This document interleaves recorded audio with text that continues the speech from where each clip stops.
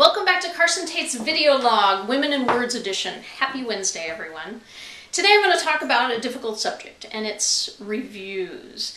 And if you're a writer, reviews can be either the joy or bane of your existence. Reviews certainly serve a purpose. They put the word out there about your book, and if the word is good, hopefully people will buy the book. If the word is not so good, maybe they'll buy the book to see if they agree or disagree with the reviewer.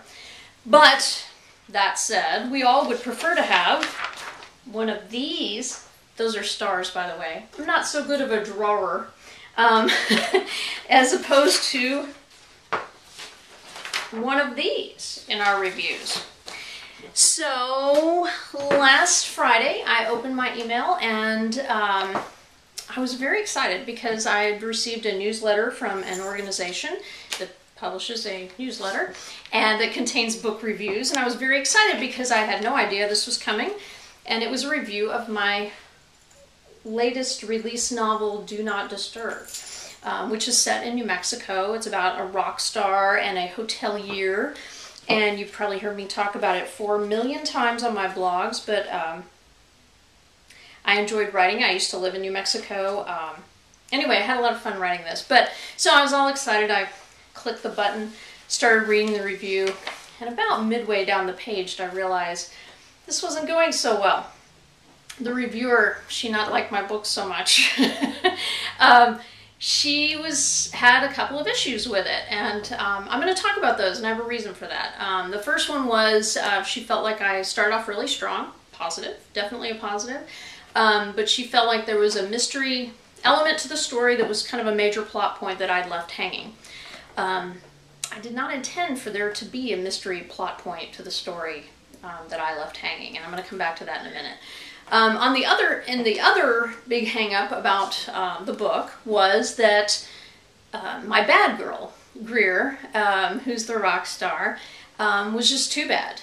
And I got the impression from the reviewer's comments that she was kind of Courtney Love, Lindsay Lohan pre-rehab, that she, and another comment she made about how I'd never resolved the addiction issue, that she thought my character had a drug problem. And I certainly didn't intend for her to come across as a drug addict. And I thought she had some redeeming qualities that I had tied up in the book, and that I know she was a bad girl. I mean, I wrote her as a bad girl, but I thought that I'd kind of tied that up in the story. So what's my point in all this, other than moaning about my bad review? My point is that even if I disagree with what I read in the review, even if it didn't jive with my perspective on the story, I'm going to go back and reread my book. And it's a little late to make changes now. See, it's bound and everything and in stores. And I may not want to make changes at the end of the day. But I'm going to go back and read the book because obviously someone read the book and found some things that were off for them. Now, like I said, that doesn't mean that I would have changed those things, but I can look back and see if there were some places in the book where maybe I could have shored up a little to ensure to the reader that my bad girl wasn't so very bad, that I didn't really have a mystery plot that needed to be solved. Something that was a minor point to me was a major point to someone else. So I need to go back and see if maybe I missed something. And maybe I didn't, but maybe I did. And I'm willing to take a look at that because it's important to me as a writer, and I'm sure it's important to all writers, that we go back, learn from our work so that in our future work we bring you readers the very best product possible. So I'm getting my all publicity is good publicity. I'm just showing you my book cover over and over, and I hope that you will read my books, and I hope that you will send me feedback, because I want you to know that if you do, I'm going to read it. I may not always agree with it, but I'm going to read it. I'm going to take it to heart and incorporate everything I learned in my future work to bring you the very best product possible. So thanks to that reviewer.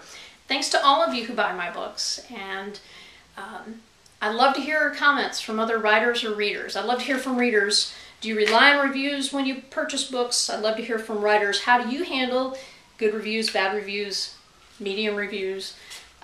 So talk amongst yourselves. This is Carson Tate's video log, Women in Words edition, signing out. Happy Wednesday, everyone.